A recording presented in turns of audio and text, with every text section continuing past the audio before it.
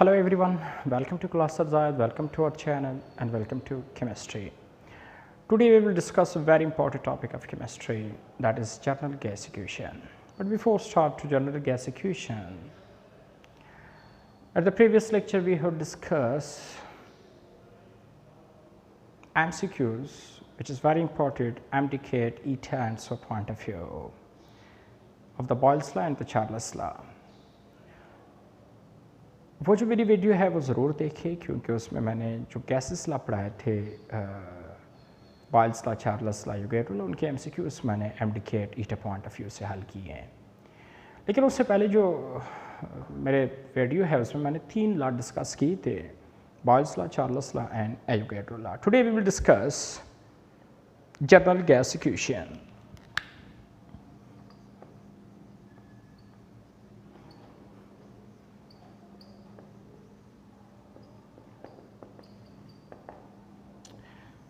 ये जो general gas equation है इसको हम आइडियल गैस इक्वेशन भी कहते हैं। ये तीनों लॉ के कम्बिनेशन से बना है। तीनों लॉ के जो कम्बिनेशन है उनसे जो इक्वेशंस लॉ आता है दैट इज इक्वेशन आता है that is general gas equation. कौन से 3 लॉ? इसमें जो पहला लॉ है that is according to Boyle's law. Boyle's law ने किन 2 पैरामीटर्स के दरमियान रिलेशन, मैंने आपको बताया था कि 4 गैसेस पैरामीटर है, उनमें किसी भी 2 पैरामीटर्स के दरमियान अगर रिलेशन बताना हो तो बकाया 2 पैरामीटर कांस्टेंट रखने हैं। तो बॉयल्स ने किन 2 पैरामीटर्स के दरमियान रिलेशंस बताया था that is P and V at constant T and number of moles. लेकिन जो हमारा सेकेंड लॉ था that is Charles law, that is Charles law।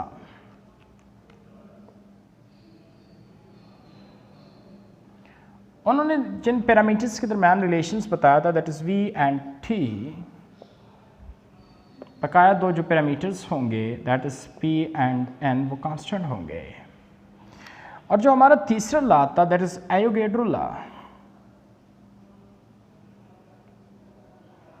उन्होंने जो 2 पैरामीटर्स के दरमियान रिलेशंस बताया था that is V directly to N at constant P and T, ये 2 पैरामीटर्स कांस्टेंट होंगे।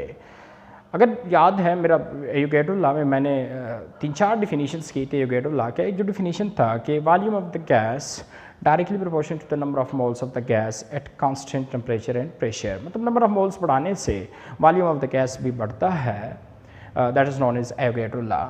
सेकेंड जो डिफिनीशन है, प्रोपोर्शनली खत्म करेंगे तो कांस्टेंट डालेंगे, so V is equal to K in and V by N is equal to K, कि जो V volume of the gas and number of moles of the gas का जो रेशियो है वो हमेशा कांस्टेंट आता है। So V by N as always remains constant at constant temperature and pressure. तीसरा जो डिफिनीशन मैंने किया था कि अगर 4 गैसेस पैरामीटर में से कोई भी 3 पैरामीटर्स हम सेम कर दे तो जो नेक्स्ट पैरामीटर है वो सेम ही रहेगा। So that is Boyle's law, V inverse to P and that is Charles law, V directly to T and that is Avogadro law, that is V directly to N। अब अगर इन तीनों law को combined किया जाए, तीनों law को अगर हम कंबाइंड कर दे, अब मैं देखिए ज़रा कंबाइंड कर रहा हूँ, जो कांस्टेंट पैरामीटर्स है ये मैंने मिटा दिए। अब इन तीनों लॉ को कंबाइंड फॉर्म में लिखता हूँ। ये देखिए V inverse to P and V directly to T, तो मैंने यहाँ पे T लिख दिया, 1 लिखे या ना लिखे की बात है, और V डायरेक्टली टू N तो यहाँ पे मैंने N लिख दिया। तो ये तीनों लॉ है मैंने कंबाइंड फॉर्म में लिख दिया, V directly to T, directly to N and inverse to P।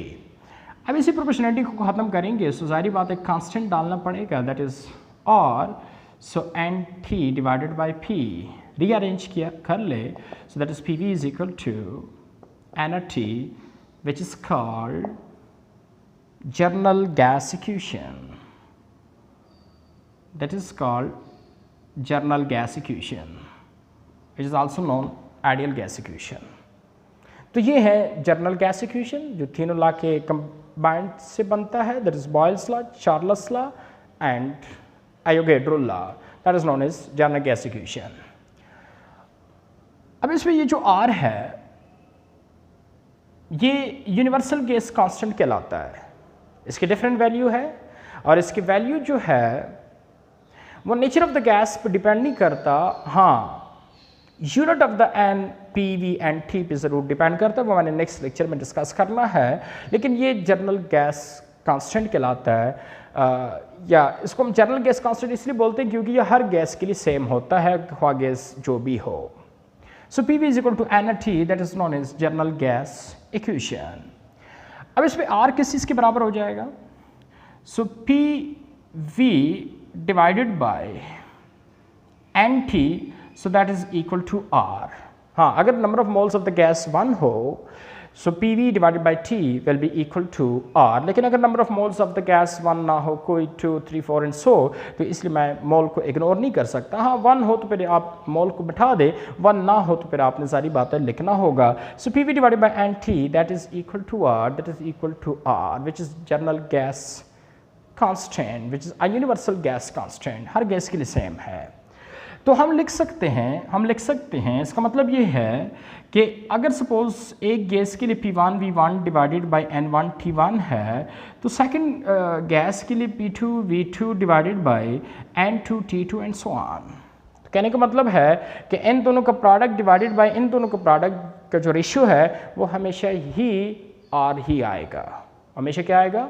R ही आएगा, कांस्टेंट आएगा। और याद रखिए ये यूनिवर्सल गैस कांस्टेंट है, ये मास ऑफ द गैस पे डिपेंड नहीं करता, साइज ऑफ द गैस पे डिपेंड नहीं करता, और इसके अलावा टेम्परेचर ऑफ द गैस पे डिपेंड नहीं करता, क्योंकि ये यूनिवर्सल गैस कांस्टेंट है, ये हर गैस के लिए सेम वैल्यू रखता है। So P1 V1 divided by N1 T1 is equal to P2 V2 divided by N2 and T2 and so on.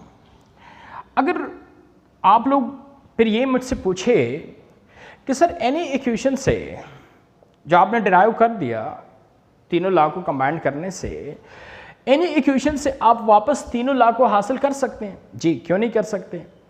अगर यही इक्वेशन से आप दोबारा इन लॉ को ऑब्टेन करना चाहते हैं तो आप हासिल कर सकते हैं। कैसे करेंगे? Let me explain. इस चीज़ को ज़रा मैं मिटा रहा हूँ। देखिए, सबसे पहले मैं इस इक्वेशन से बॉयल्स लॉ को हासिल कर रहा हूँ। मुझे कौन बताएगा बॉयल्स लॉ में कौन से दो पैरामीटर्स कांस्टेंट थे?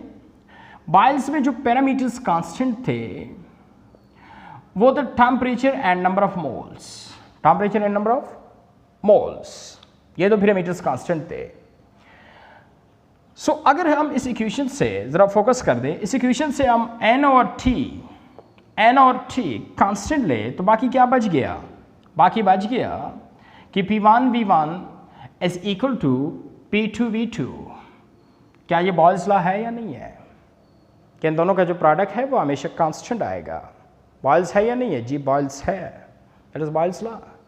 इसको अगर आप फर्दर ड्राइव कर दें तो आपके पास ये इक्वेशन आता था ना, P1 V1 is equal to P2 V2, तो वही इक्वेशन आ गया। बॉयल्स लॉ ड्राइव हुआ इसी से वापस, दो पैरामीटर कांस्टेंट करके। अच्छा, चार्ल्स लॉ हम कैसे डिराइव करेंगे? देखिए, मुझे कौन बताएगा चार्ल्स में कौन से दो पैरामीटर्स कांस्टेंट थे? चार्ल्स में जो पैरामीटर्स कांस्टेंट है वो P एंड N है। अगर हम यहाँ से P और N कांस्टेंट ले तो बाकी क्या बच जाएगा? बाकी बच जाएगा V1 divided by T1 is equal to V2 divided by T2। क्या ये चार्ल्स लॉ है या नहीं है? जी, ये चार्ल्स लॉ है, दैट इज चार्ल्स लॉ। इसी तरह अगर आपसे कोई पूछे कि सर इस इक्वेशन से एवोगैड्रो डिराइव कर दे, कैसे करेंगे एवोगैड्रो लॉ को? ज़रा देखें, एवोगैड्रो लॉ में कौन से दो पैरामीटर्स कांस्टेंट थे? एवोगैड्रो लॉ में जो पैरामीटर्स कांस्टेंट थे that is P and T, pressure and temperature. अगर यहाँ से हम प्रेशर और टेम्परेचर कांस्टेंट ले ले तो बाकी क्या बच जाएगा? तो बाकी बच जाएगा V1 divided by N1 is equal to V2 divided by N2।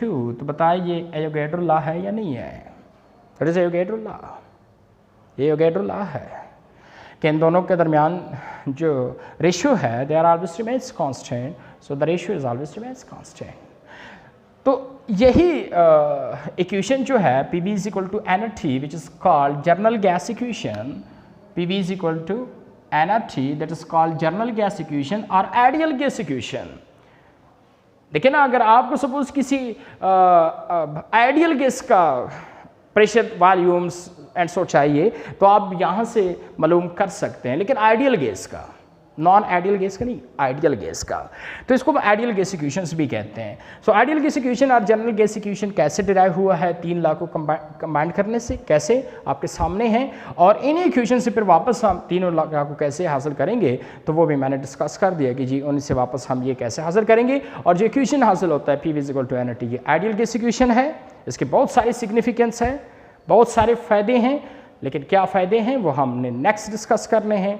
Ji what are the significance of the PV = nRT। यहाँ से हम R की यूनिट निकाल सकते हैं, वैल्यू निकाल सकते हैं, pressure, mole and so on, बहुत सारे सिग्निफिकेंस वो हम नेक्स्ट डिस्कस करेंगे। सो that is all about general gas equation. Thank you very much.